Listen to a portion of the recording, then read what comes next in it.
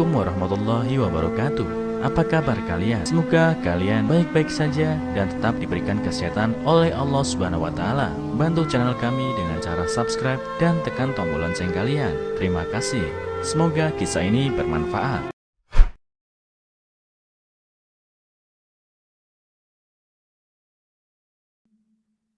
Jadi pembantu di keluarga kaya, ia suruh anaknya makan di kamar mandi. Saat majikannya tahu hal ini, yang ia dapatkan, seorang hartawan mengundang pembantu wanitanya untuk menghadiri jamuan makan malam bersama di rumah mewahnya.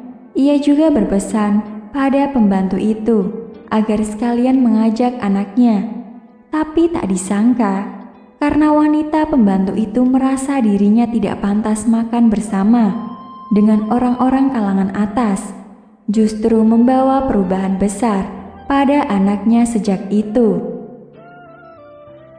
Ada seorang ibu muda yang merupakan orang tua tunggal yang membesarkan anaknya. Ia bekerja sebagai pembantu rumah tangga di rumah orang yang kaya raya. Dia kerja di rumah tersebut dari pagi hingga petang hari dan pulang di malam hari, melewati hari-hari bersama dengan putranya yang berusia 4 tahun. Setelah tuannya tahu kondisinya, sang tuan mengosongkan satu kamar untuknya dan anaknya. Bawalah putramu ke sini. Mulai hari ini kalian tinggal di sini saja, kata tuannya. Tapi si pembantu menolak dengan sopan. Terima kasih tuan. Tidak tuan, saya tidak mau merepotkan keluarga tuan. Mendengar penolakannya, sang tuan pun tidak memaksanya, dan hal itu berlalu. Sebenarnya si pembantu khawatir dengan perbedaan si miskin dan si kaya yang mencolok akan berpengaruh pada anaknya. Pembantu juga mempertimbangkan satu hal. Rumah majikannya sangat besar dan banyak kamar. Kamar mandi saja ada puluhan. Bahkan, kamar mandi paling kecilnya jauh lebih besar dari rumahnya sendiri. Ia khawatir putranya yang baru berusia 4 tahun akan merasakan perbedaan yang sangat besar bila ikut tinggal di dalamnya, dan ini akan mempengaruhi perkembangannya nanti. Suatu hari, majikannya akan mengadakan pesta di rumah. Banyak sekali tamu yang diundang, hingga kekurangan pekerja untuk melayaninya. Akhirnya, ia meminta si pembantu, memintanya untuk pulang agak telat malam itu. Pembantunya mengiyakan. Hanya saja, ia khawatir dengan anaknya yang akan merasa takut sendirian tanpanya di malam hari. Mengetahui hal itu, majikannya menyuruhnya menjemput anaknya ke rumahnya dan makan bersama dengan para tamu. Saat si pembantu menjemput putranya, tamu undangannya pun sudah datang. Ia pun masuk lewat pintu samping dan menyembunyikan anaknya di suatu kamar mandi yang tidak begitu diperhatikan majikannya. Kemudian, ia mengambil piring di dapur dan menyajikan sosis dan roti yang sengaja dibelinya untuk putranya saat perjalanan pulang tadi. Anaknya ini tidak pernah masuk ke ruangan semewah ini. Ia tidak tahu apa itu kloset. Tidak paham dengan pajangan warna-warni yang ditaruh di atas wastafel marmer. Tampak mewah dan gemerlap. Aroma di ruangan itu membuatnya bukan main senangnya. Si pembantu mengatakan kepada anaknya, "Ibu mengajakmu ke pesta ini, tapi kamu tidak boleh makan dan duduk bersama dengan orang-orang dewasa di sana karena kamu masih kecil. Ini adalah ruangan yang secara khusus disiapkan majikan untukmu karena kamu adalah tamu istimewa," kata si pembantu kepada anaknya. Anaknya ini bermaksud meletakkan piringnya ke atas wastafel, tapi karena tubuhnya yang terlalu mungil, dan wastafel itu terlalu tinggi baginya. Akhirnya, ia meletakkannya di atas dudukan kloset. Dan ia duduk di atas lantai marmer kamar mandi yang indah itu. Ia makan sambil bernyanyi. Ia menikmati hidangan lezat yang jarang sekali bisa dinikmatinya. Tak lama kemudian, karena majikannya tidak melihat anak itu di ruang jamuan yang mewah, ia pun bertanya pada si pembantu. Tapi si pembantu tampak gugup dan tergagap menjawabnya. Dari tadi saya sibuk, jadi tidak memperhatikannya.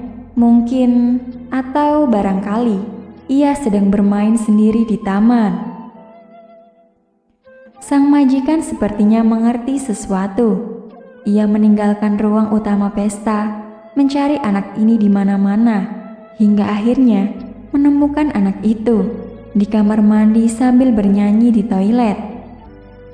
Sang majikan terkejut bukan main dan bertanya, "Kenapa kamu makan di sini? Tahukah kamu tempat apa ini?" Tak disangka, hal yang terjadi selanjutnya membuat semua tamu terkejut melihat maksud baik sang ibu dan kepolosan anak itu. Jawab si anak, "Kata ibuku, ini adalah ruangan yang khusus disiapkan tuan rumah untukku. Sosis hari ini enak sekali. Sudah lama saya tidak menikmati sosis enak ini."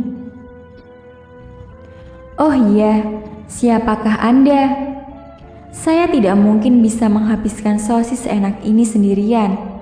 Maukah Anda menemaniku menikmati hidangan lezat ini?"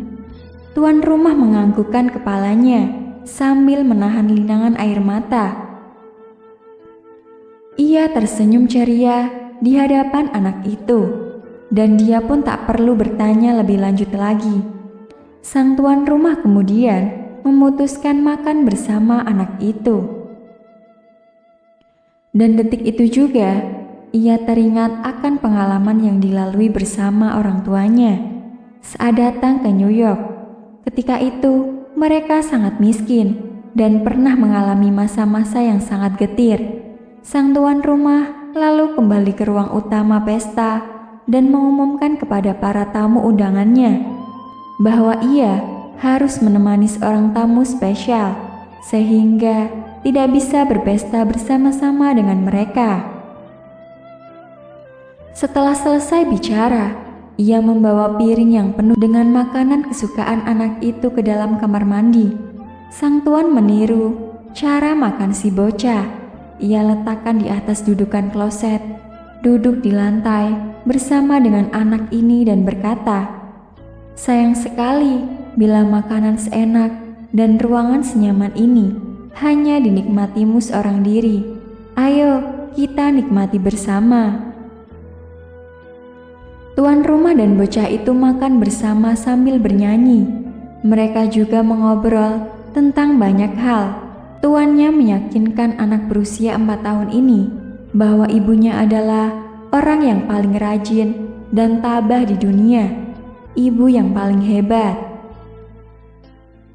Ia bukan saja harus bangga terhadap ibunya, tapi setelah beranjak dewasa pun juga harus berbakti kepadanya.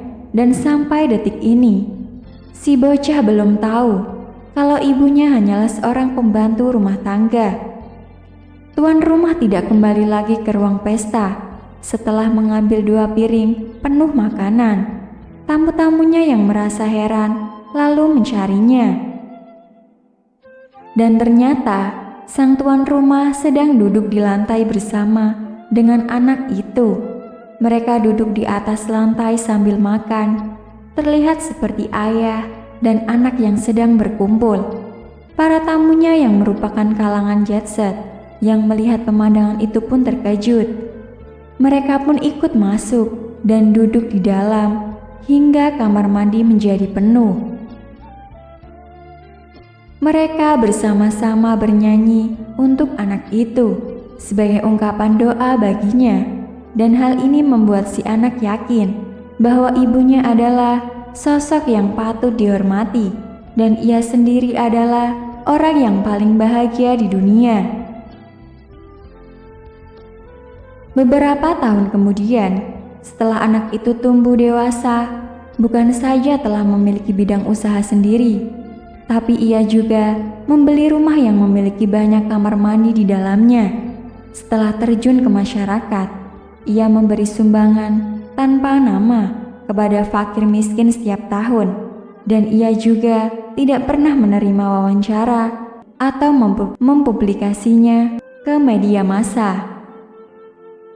Dia mengatakan kepada teman-temannya yang tidak mengerti, "Saya tidak akan pernah lupa. Pada suatu hari, beberapa tahun yang lalu, ada seorang hartawan dan banyak orang-orang dari kalangan jet set telah melindungi harga diri seorang bocah usia 4 tahun ini dengan ketulusan dan hati nurani mereka. Memberi jauh lebih membahagiakan daripada menerima." Benar-benar tersentuh dengan tindakan hartawan itu. Ia rela melepaskan figurnya sebagai sosok yang dihormati demi melindungi harkat diri anak itu. Yang membuat seseorang dihormati bukan karena kaya atau tidak, tapi rela berkorban untuk orang lain. Sekeping hati yang tulus menunjukkan perhatian dan memikirkan perasaan anak-anak itu bisa mengubah nasib dan masa depan anak itu, dan membuat orang-orang bisa melihat sisi indah dari sifat manusia.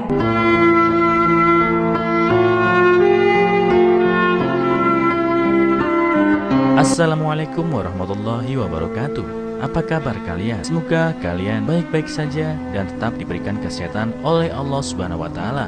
Bantu channel kami dengan cara subscribe dan tekan tombol lonceng kalian. Terima kasih. Semoga kisah ini bermanfaat.